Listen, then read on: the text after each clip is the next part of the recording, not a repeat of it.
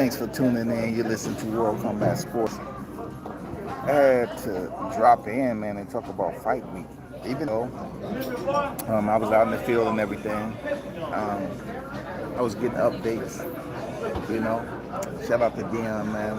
Appreciate you, dropping the info and everything, and everybody else, that kind of hit me up on the inbox. But real talk, this is another weird fight week per se. I don't know, man. This is what we should expect from boxing. People shouldn't be totally, shocked at what goes on in the sport. But look at it this way.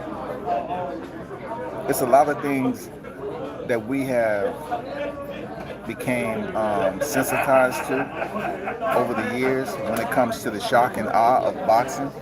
This is no different. So since it's no different, I just want to speak on Andy Ruiz first and foremost and Chris Arreola. Shout out to Andy Ruiz for going through adversity once again and getting the win. Now, I want y'all to stay true to yourselves and report on Andy Ruiz the same as you do my boy Deontay Wilder. Andy Ruiz went down early in the fight. For many, expecting him to walk through Chris Arreola until they saw him weigh in. When they saw Chris Arreola weigh in, they would say, oh shit, he took this shit serious too. You know what I'm saying?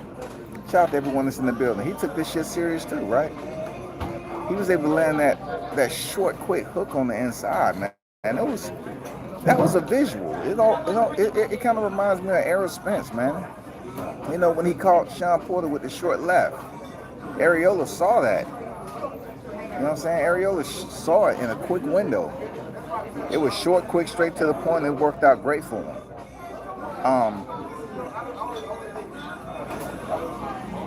It just wasn't enough, man. He just didn't have enough on the back end to make that fight competitive.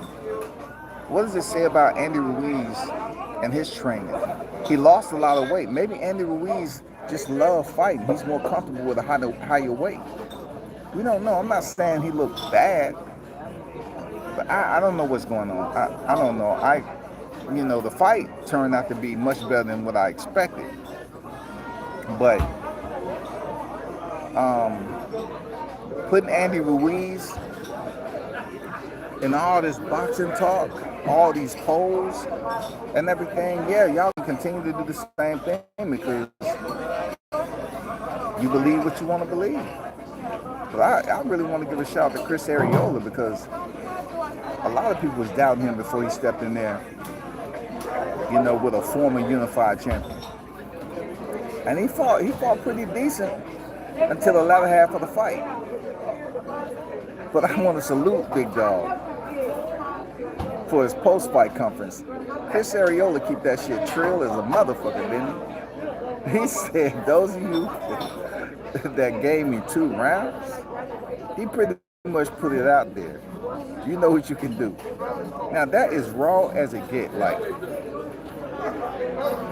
we don't hear too much about fighters talking that talk after the fight. They always say keep it classy and all that. But look, it's boxing. Chris Arreola say, fuck everything. I'm telling you what's on my mind. You talking about I had 2 rounds? 2 rounds? That is another black eye on boxing when it comes to the judging. That's why fighters should have the distinct game plan. If they can get their fighter up out of there, get him up out of there. Don't leave that shit to the hand of the judges. Fuck that. Don't do that.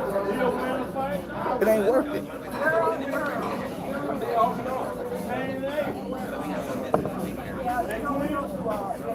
It just isn't worth it, man. Because you might find yourself feeling some type of way emotionally. You know what I'm saying? Chris Arreola lost the fight. But emotionally, he felt disrespected. And that just goes to show you what boxing is at. Each day, every day. When it comes to the judges, when it comes to the politics, when it comes to the history that the sport presents and causing unnecessary controversy. Imagine this controversy comes even when, it may not be in the fight. You know what I'm saying? It can be after the fight, which we've seen so many times before when the judges, they get it wrong even though they got it right. I'm not saying that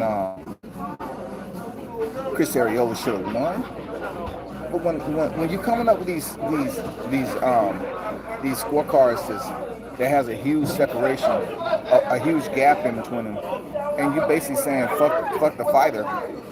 This is what I was seeing, and the fighter may believe they're much closer than what they actually are, right? And when the scorecards are read, it's not even close. We just seen that in another fight. We just seen this same shit. One judge had 118, 110. And really, I don't think the judges even care, because unless you are giving a fighter every round, and it's probably your third, fourth, fifth consecutive fight, and having a discrepancy such as that, it's not going to be any punishment that people are going to sit up here.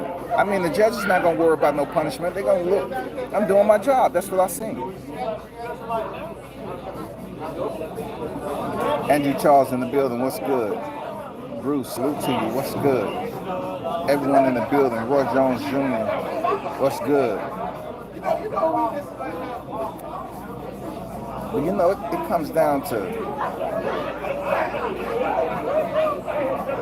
man, boxing, it can never be organized like mixed martial arts. It's never going to be organized like that. And once again, I always got to keep it 1,000%. Early in mixed martial arts, especially, the UFC had to get their judging together. And they still have to, fine-tune and polish that shit up. They have judges in there watching fights too sometimes that are used to judging boxing matches. So therefore, every now and then you have some discrepancies in the judges. You're right.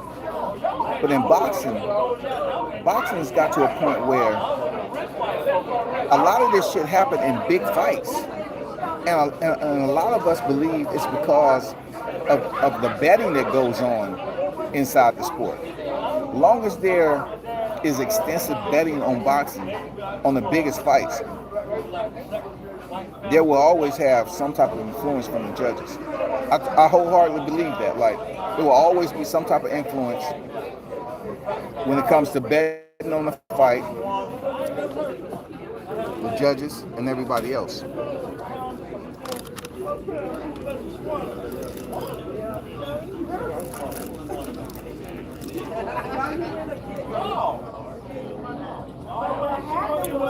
Up all people, I'm over here getting a snack. Oh shit. My people.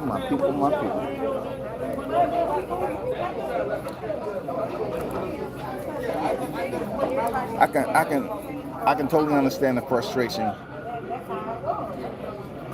Not just from the fans, but the boxers who contend in the square. The fighters like Chris Ariola, who a lot of people was cutting him short, that he would get knocked out. You know what I'm saying? Chris Ariola has given us pretty much his retirement speech. But he changed his mind a little bit, came back for a fight that he was going to get paid pretty decent. So he did it. But to have that man only winning 2 rounds of that fight. Hold on for a second. How you see your temperature?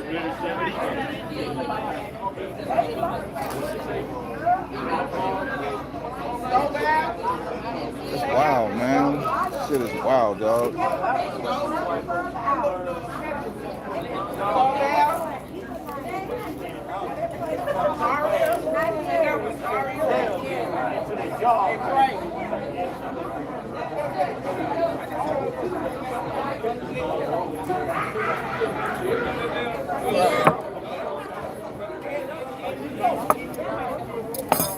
SB90 in the building. Salute, man. What's going on, WCS?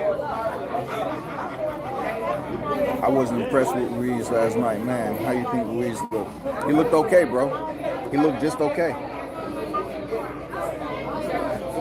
That's all I can say. The man looked okay.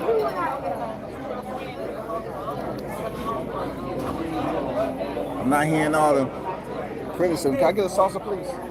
No. You know, what's the critique, man? Come on, man. Y'all pump this shit up. Give Andy Ruiz his critique. It's too quiet. You're talking about the top. You're talking about the top heavyweights in the game now. Give him his critique now.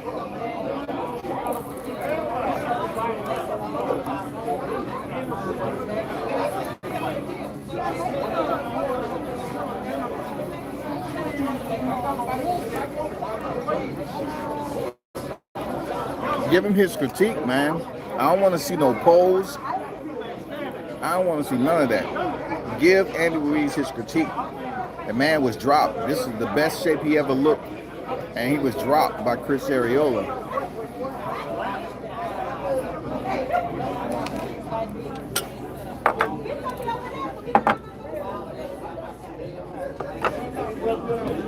Thank you.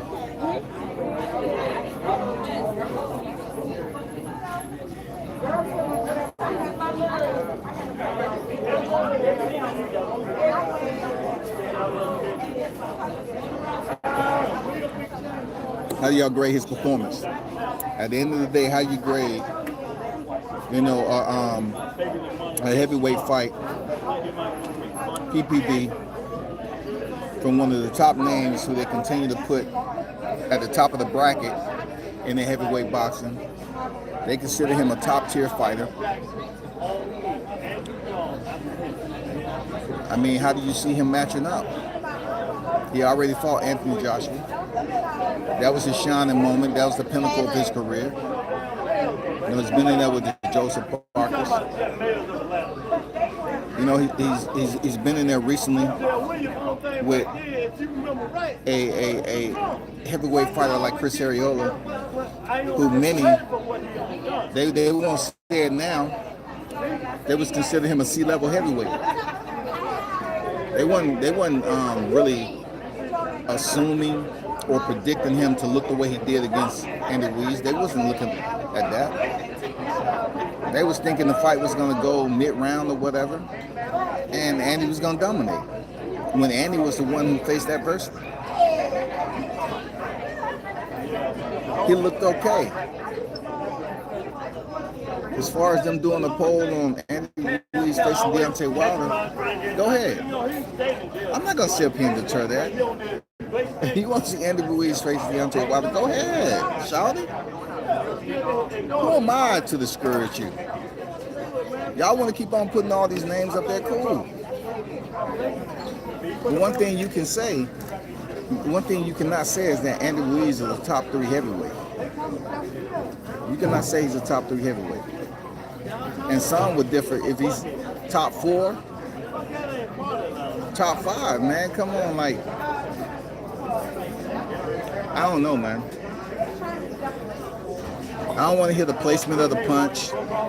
Because when we was talking about Deontay Wilder's placement of the punch, they said, nah, Tyson Fury, he landed the right shot. What about that placement of the shot? What about that damn right hand that Chris Arreola landed? It wasn't the placement of the shot. It was just a good shot, right? Got it. But taking a poll and saying he should be in line and who you want to see him fight next, go ahead. If you want to see him fight the Bronze Bomber, go ahead, bro. Who am I to change your mind?